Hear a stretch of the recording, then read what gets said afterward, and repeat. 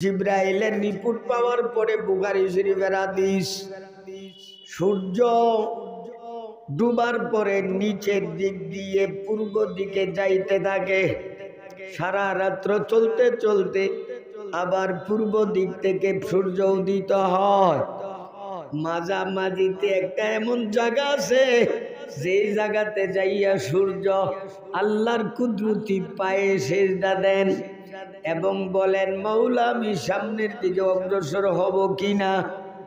আল্লাহ বলেন, অগ্রসর হও। অগ্রসর হতে থাকে, পূর্ব দিক থেকে সূর্য উদিত হয়।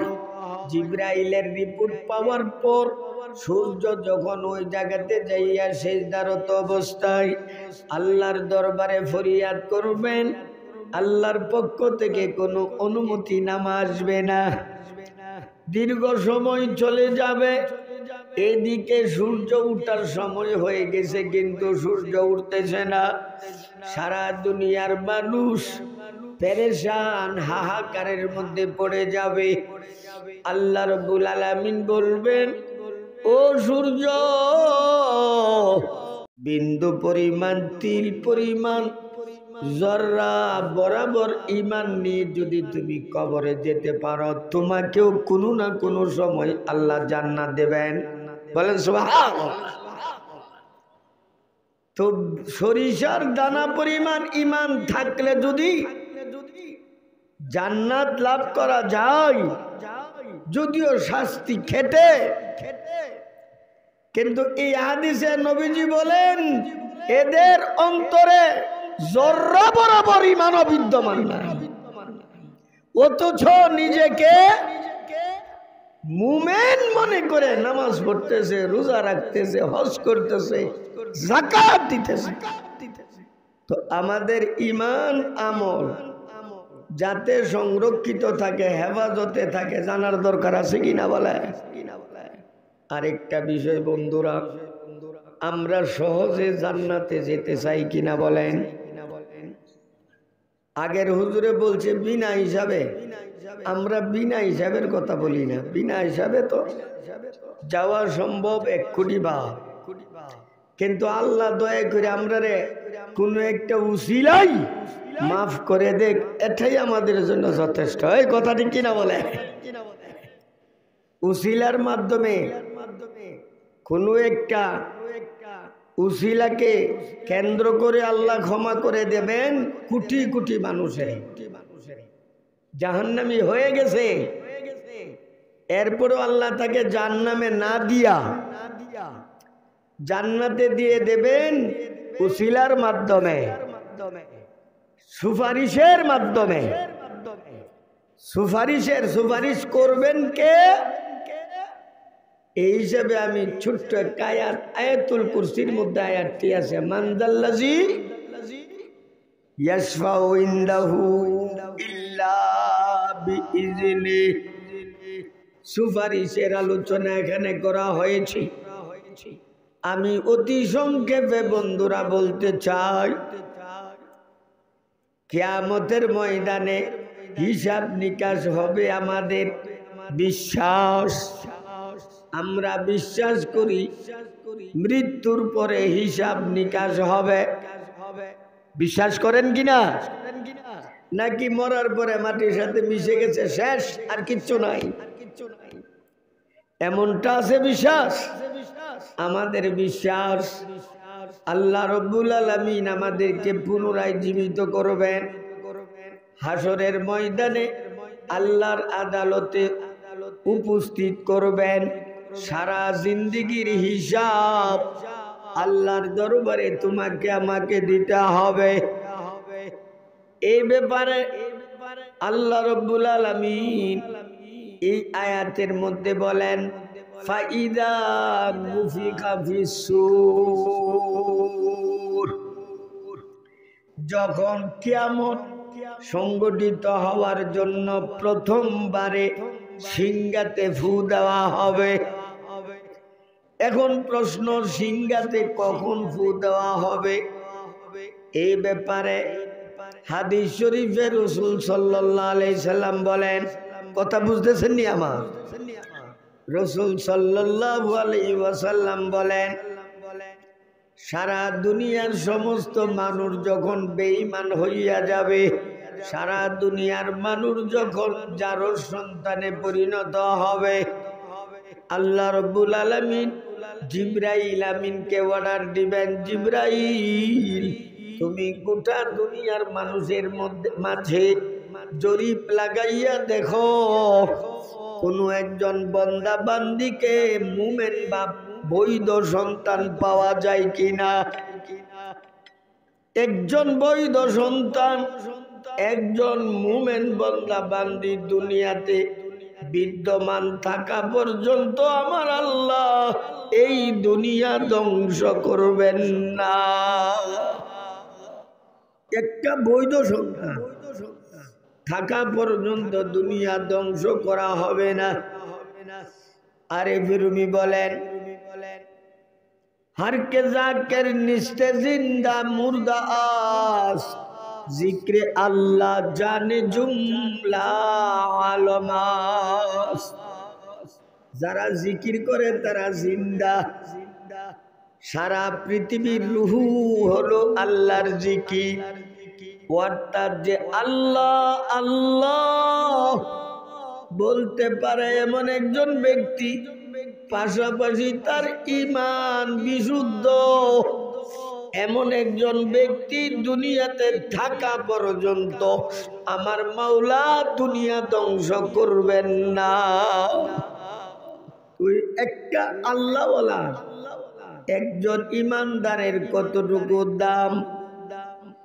আল্লাহ বলবেন, জিবরাইল তুমি গোটা দুনিয়ার মানুষের মাঝে জরিপ লাগাও। জরিপ লাগাইয়া রিপোর্ট দিবেন, মাওলা সারা দুনিয়ার মানুষের মাঝে জরিপ লাগাইলাম, একজন বান্দা বান্দিকে মুমিন বা বৈধ সন্তান পাইলাম না। বেঈমান কেমনে হয়? লম্বা আলোচনা। যার সন্তান কিভাবে হয় এর আলোচনা অনেক লম্বা, ওই দিকে যাচ্ছি না। আল্লাহ রাব্বুল আলামিন হযরত জিবরাইলকে বলবেন, জিবরাইল আমি তো এখন আর দুনিয়া টিকাইয়া রাখতে চাই না, দুনিয়া ধ্বংস করে দিতে চাই। হযরত ইসরাফিল আলাইহিস সালাতু ওয়াস সালামকে অর্ডার দিবেন, ইসরাফিল তুমি তোমার দায়িত্ব পালন করো। ইসরাফিলের দায়িত্ব কি? সিংহায় ফু দেওয়া। ইসরাফিল আলাইহিস সালাতু ওয়াস সালাম যখন সিংহায় ফু দিবেন, এই কথাই আল্লাহ এই আয়াতে বর্ণনা করছেন। টোটাল সিংহাতে দুইবার ফু দিবেন। এই দুইবারের কথাই 4 জায়গার মধ্যে বর্ণনা করা হয়েছে। আল্লাহ বলেন, ফাইদা নুফিখা ফিস-সূর, যখন সিংহাতে ফু দেওয়া হবে, সিংহাতে ফু দেওয়ার আগে আগে সারা দুনিয়ার সমস্ত মাখলুকাতের অন্তর থেকে ভালোবাসা, মহাব্বত, একজন আরেকজনকে যে দয়া করে, মায়া করে, ভালোবাসে, মহাব্বত করে, আল্লাহ বলেন কিঞ্চিত পরিমাণ দয়া মায়া তোদের মাঝে আমি ভিক্ষা দান করলাম। মা বাবা সন্তানকে মহাব্বত করে, ওই কিঞ্চিত পরিমাণ দয়ার কারণে, ওই কিঞ্চিত পরিমাণ দয়া মায়া আল্লাহ রাব্বুল আলামিন প্রত্যেকের অন্তর থেকে উঠাইয়া নেবেন। এরপরে আর কোন মাখলুক, মানুষ বা জিনের অন্তরে কোন প্রকারের দয়া মায়া বিদ্যমান থাকবে না।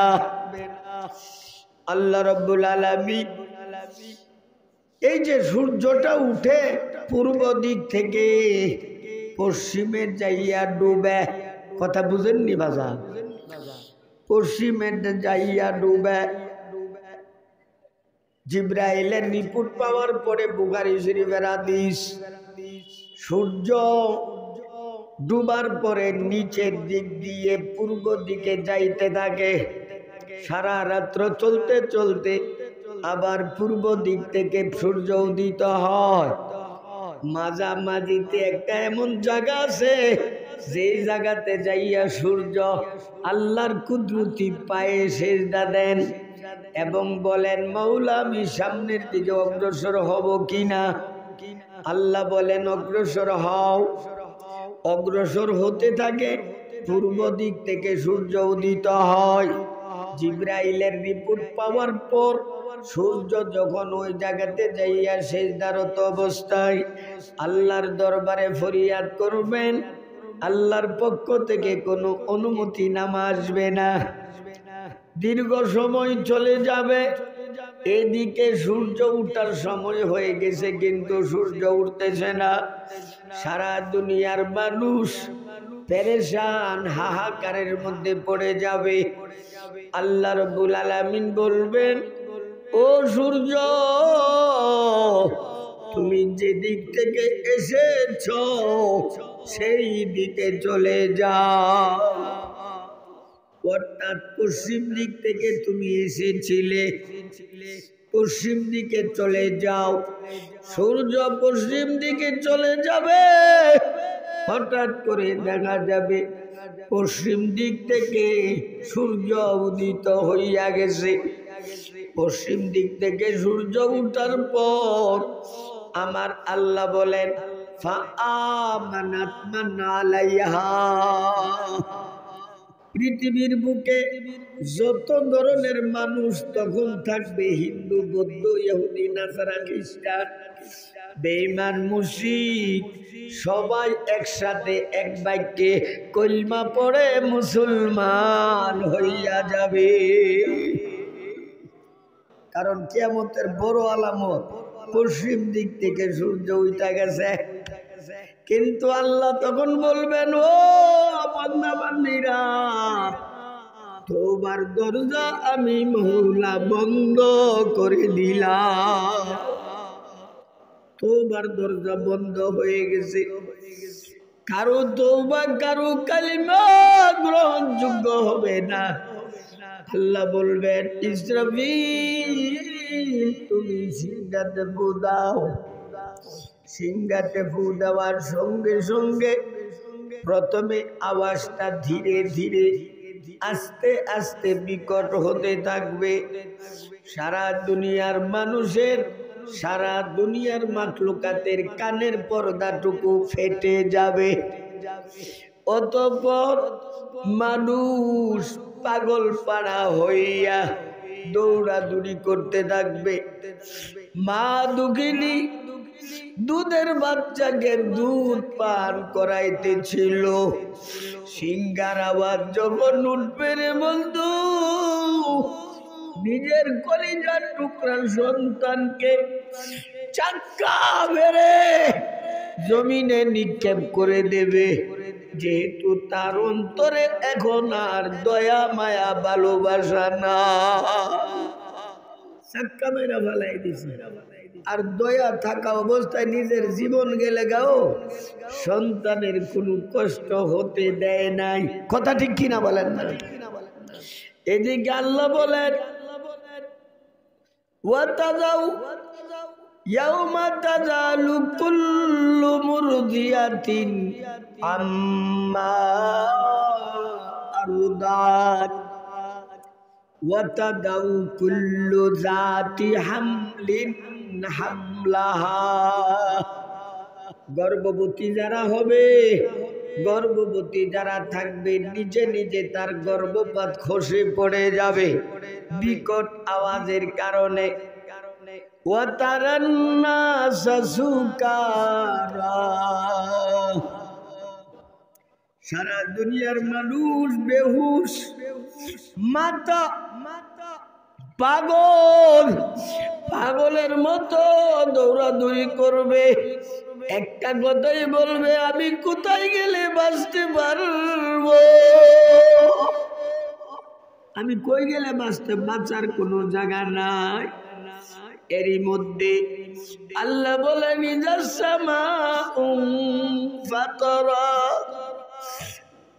সিংহার আওয়াজ এত বিকট হবে, 7টা আসমান ভেঙ্গে টুকরা টুকরা হইয়া জমিনে পড়তে থাকবে, ভেঙ্গে পড়তে থাকবে।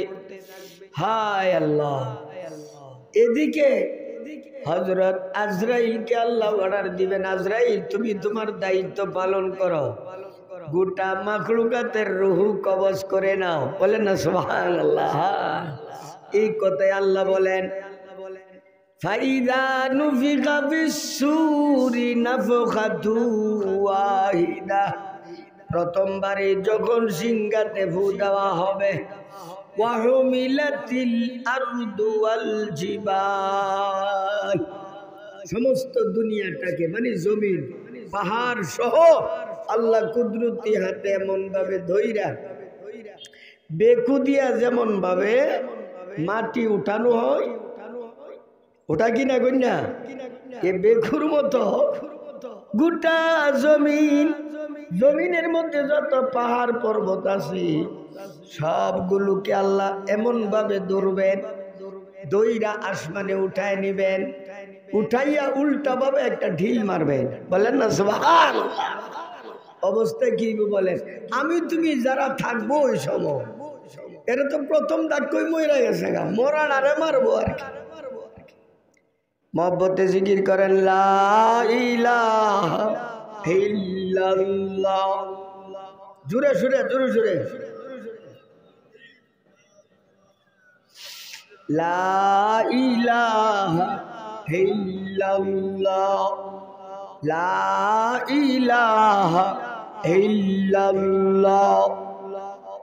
একটু জোরে মহব্বতে, লা ইলাহা ইল্লাল্লাহ, লা ইলাহা ইল্লাল্লাহ, মুহাম্মাদুর রাসূলুল্লাহ। বুঝতেছেন তো আমার কথা? আগে আল্লাহ বলেন ফাদুক্কাতা দাক্কাতা ওয়াহিদা, জমিন পাহাড় পর্বত সবগুলোকে আল্লাহ এমন ভাবে ধরবেন, কুদরতি হাতে দইরা উপরে উঠাইবেন। ওহুমিলাতিল আরদু, ফাদুক্কাতা দাক্কাতা ওয়াহিদা, একটা শুধু ঢিল মারবেন, একটা ঢিল মারার পরে সব চূর্ণ বিচূর্ণ হইয়া যাবে। আগে আল্লাহ বলেন ফায়াউমা ইযি ওয়াকাতিল ওয়াকিয়া, ও বান্দা বান্দীরা তোমাদেরকে যে বলা হচ্ছে কিয়ামত সংঘটিত হবে। ফায়াউমা ইযি ওয়াকাতিল ওয়াকিয়া, সেদিনই কিয়ামত সংঘটিত হবে, এটাই কিয়ামত।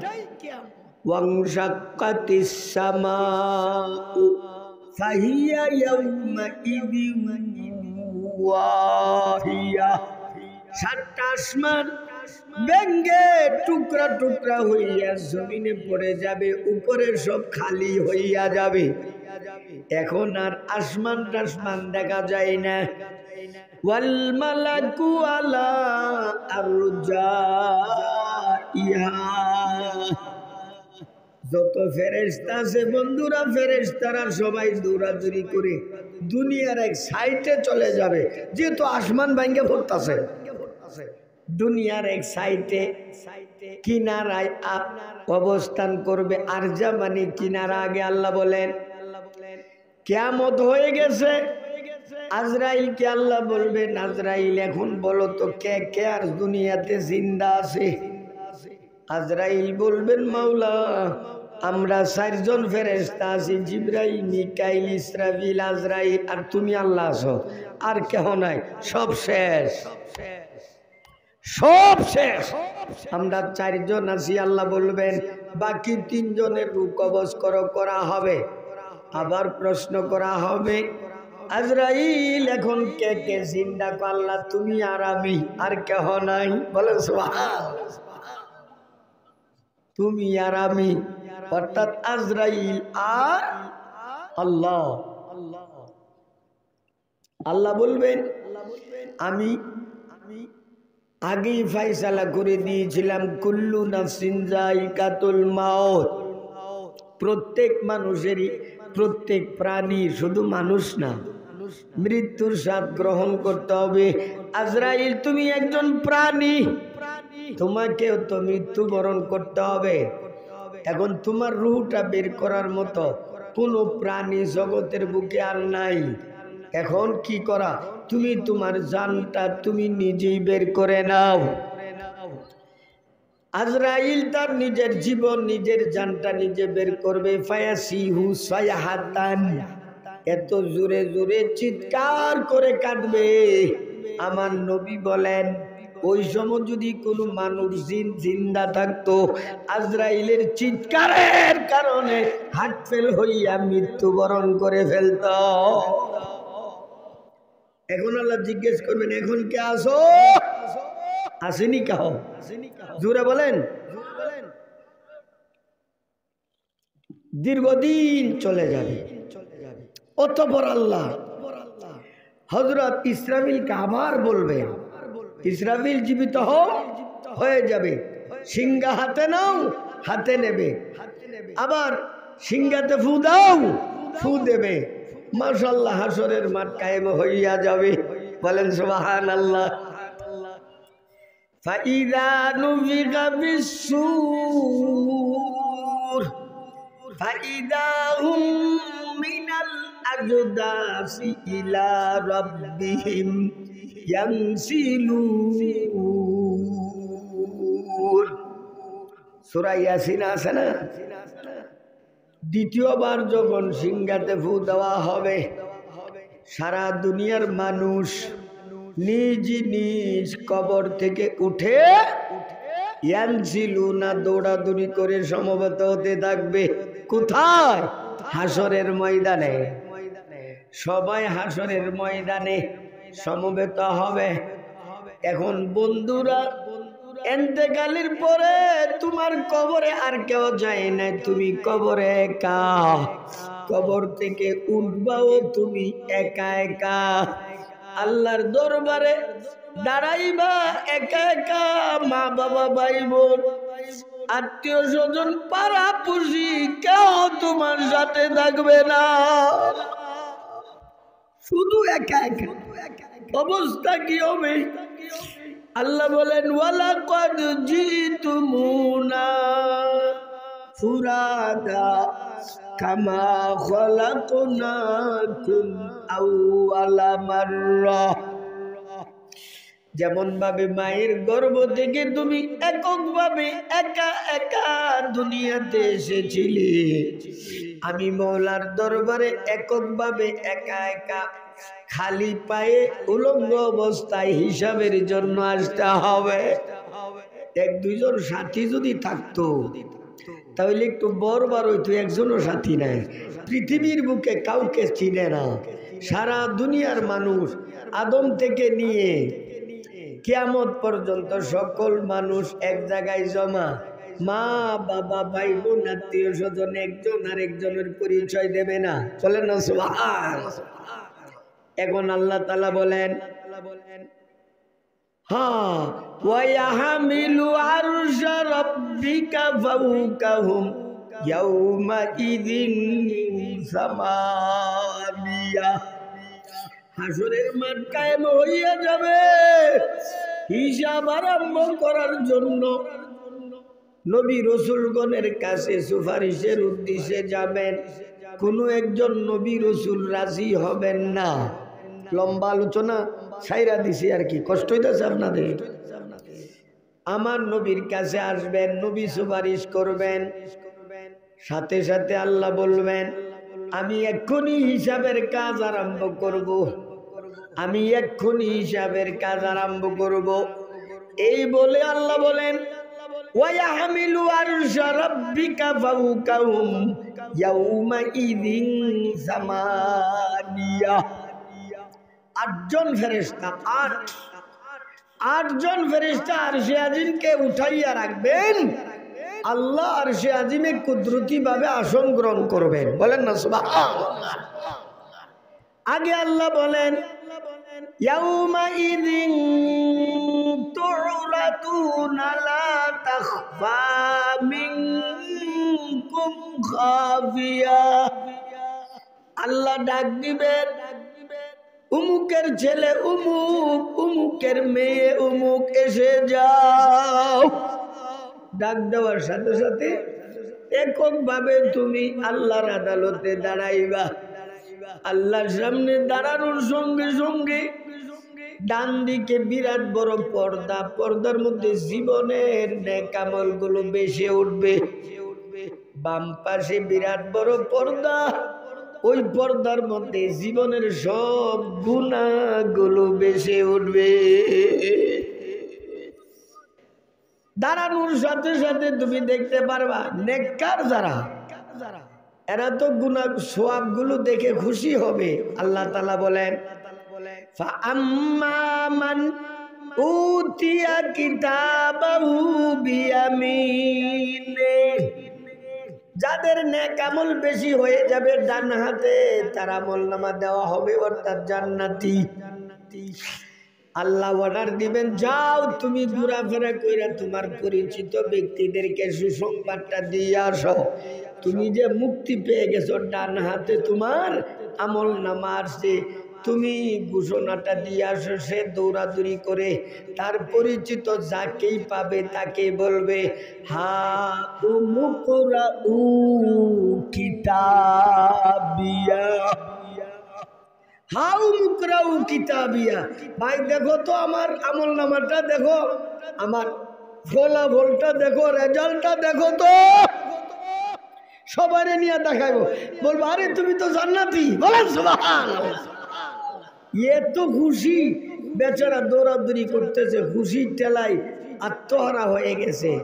কিন্তু যারা যারা পাপিষ্ট নাফরমান, যাদের আমলনামা বাম হাতে দেওয়া হবে, ওয়া আম্মা মান উতিয়া কিতাবাহু বিশিমালি, আমি কিন্তু মাঝখানে সাইরা দিছি জান্নাতের নেমতাদির কথা, সাইরা দিছি নেমতের আলোচনা হুজুরে বলছে, আমার আগের হুজুরে। জাহান্নামীর ব্যাপারে এখন বলতেছে। আল্লাহ তাআলা বলেন, ওয়া আম্মা মান উতিয়া কিতাবাহু বিশিমালি, যাদের নেক আমলনামা বাম হাতে দেওয়া হবে, যার নেকের পাল্লা হালকা হইয়া যাবে, সে দুঃখ প্রকাশ করে, আক্ষেপ করে, হাই হুতাশ করে বলবে, ইয়া লাইতানি লাম উতা কিতাবিয়া, হায় আফসোস, আমাকে যদি কিতাব, আমাকে যদি ফলাফলটা না দেওয়া হতো, না দেওয়া হতো, কারণ সে তো জাহান্নামী হয়ে গেছে। আল্লাহ রাব্বুল আলামিন তাকে বলা হবে তার ব্যাপারে, খুযুহু ফাগুল্লো, ও জাহান্নামের ফেরেশতারা তারে ধরো, 70 গজ লম্বা আগুনের শিকল দ্বারা তারে বাইন্দা জাহান্নামে নিক্ষেপ করো। ফেরেশতারা রেডি। আল্লাহ তাদেরকে একটু দয়া করবেন, আপাতত রাখো, বান্দিও না, বলেন না সুবহানাল্লাহ। উদ্দেশ্য হইল আল্লাহ তাদেরকে জাহান্নাম দিত না, কোন উসিলা টুসিলা আছে কিনা। আল্লাহ রাব্বুল আলামিন এই জাহান্নামী বান্দা বান্দীদেরকে জাহান্নামের দিকে নিয়ে যাওয়ার অনুমতি দিবেন। তারা সবাই লইয়া জাহান্নামের পারে দাঁড় করাইছে। ওহো, এখন শুধু ধাক্কা মাইরা জাহান্নামে নিক্ষেপ করবে। এমন সময় আল্লাহ বলবেন, এ বান্দারা, তোমরা এই জাহান্নাম থেকে বাঁচতে চাওনি? বলেন তো, এই প্রশ্নটা করলে কেমন মজা লাগবে। চাওনি, বুঝা গেছে আল্লাহ আমাদেরকে জাহান্নাম থেকে মুক্তি দিতে চান। আল্লাহ রাব্বুল আলামিন বলবেন, তোমরা জাহান্নাম থেকে বাঁচতে চাও? জি আল্লাহ চাই। তাহলে কাজ করো, কোন সুপারিশ আনো, সুপারিশ, বলেন না সুবহানাল্লাহ। এই তো আসল জায়গাতে এসে গেছো। মান যাল্লাযী ইয়াশফাউ ইনদাহু ইল্লা বিইজনিহি, আল্লাহর দরবারে আল্লাহর অনুমতি ছাড়া কেউ সুপারিশ করতে পারবে না। আল্লাহ বলবেন যাও না সুপারিশ নিয়ে আসো। যে কেউ যার সুপারিশ আমার দরবারে কবুল হতে হবে, বলেন না সুবহানাল্লাহ, সে গ্রহণযোগ্য ব্যক্তি হতে হবে। এখন চমৎকার একটা হাদিস শুনেন, মিশকাত শরীফ 426 নম্বর পৃষ্ঠা। মা লাউ আন্না রাজুলাইনে তাহাব্বা ফিল্লাহ, দুনিয়ার জীবনে তুমি যদি হক্কানি আলেমকে ভালোবেসে থাকো, হক্কানি আল্লাহওয়ালাকে মহাব্বত করে থাকো, তুমিও তারে ভালোবাসো আল্লাহর জন্য, দুনিয়ার সম্পদের জন্য, দুনিয়ার কোনো লোভে না, একমাত্র মহাব্বত করছো কার জন্য? তো দিনের জন্য, আল্লাহর জন্য যে মহাব্বত করে, আল্লাহ কি বুঝে নাই রে? দান্দা বাজিলে অনেকে হিসাবের মুরিদ করে ফিরে চালাইতো সা, অনেকে হুজুরের মহাব্বত করে হুজুরদের তলে তলে বিক্রি করে রাখতো সা। এই যাইতা মহাব্বত না। লাউ আন্না আবদাইনে তাহাব্বা ফিল্লাহ, আল্লাহর জন্য তুমি যদি কাউকে মহাব্বত করে থাকো, আল্লাহ বলেন ও বান্দা, আল্লাহ যখন বলবেন সুপারিশ একজন নিয়ে আসো, তোমার ব্যাপারে আমাকে আমার কাছে সুপারিশ করলে আমি তোমাকে মাফ করে দেব। সময় দেওয়া হবে। এখন সুপারিশ কার কাছে? কই পাইব সুপারিশ? কারে চিনে? মিশকাত শরীফের হাদিস, আল্লাহ নবীজি বলেন দুনিয়ার জীবনে তুমি যদি হক্কানি আলেম উলামা অথবা পীর মাশায়েখ আল্লাহর ওলি শেখ সাথে যদি তোমার বন্ধুত্ব থাকে, ওই সময় আল্লাহ ওই আল্লাহওয়ালার সাথে তোমার সাক্ষাৎ করায় দিবে। এই কঠিন সময়, বিপদের সময় সাহায্য করলেই তো স্মরণ রাখা হয়। লাজামাল্লাহু বাইনাহুমা ইয়াউমাল কিয়ামাহ, হঠাৎ করে সাক্ষাৎ হয়ে যাবে। আরে হুজুর, আরে হুজুর নেশা, হুজুর আরে তোমারই অবস্থা। জি হুজুর। আচ্ছা কি ব্যাপার? আল্লাহ বলছেন সুপারিশের জন্য। আমি করতেছি সুপারিশ, বলেন না সুবহানাল্লাহ, আমি করতেছি। এখন আসেন, সুপারিশ 6 প্রকার, কথা বুঝতেছেন? সুপারিশের মাধ্যমে আমরা বিনা হিসাবে যদি আল্লাহ দিয়া দেয়, এর চেয়ে উত্তম তার হতেই পারে না।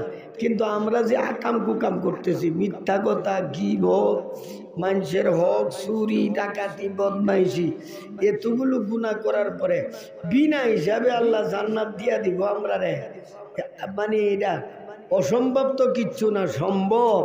কিন্তু আল্লাহ কোনো না কোনো ভাবে উসিলার মাধ্যমে, সুপারিশের মাধ্যমে জাহান্নাম থেকে মুক্তি পেয়ে যাব, এটাই আমরার জন্য যথেষ্ট। এই কথা ঠিক কিনা? এখন আমি সুপারিশের কথা বলবো। সুপারিশ 6 প্রকার কথা শেষ করে 6 প্রকারের সুপারিশের কথা বলি, আমি আলোচনা শেষ করব। সুপারিশ কয় প্রকার? আরো জোরে মুখস্থ করবেন। কয় প্রকার?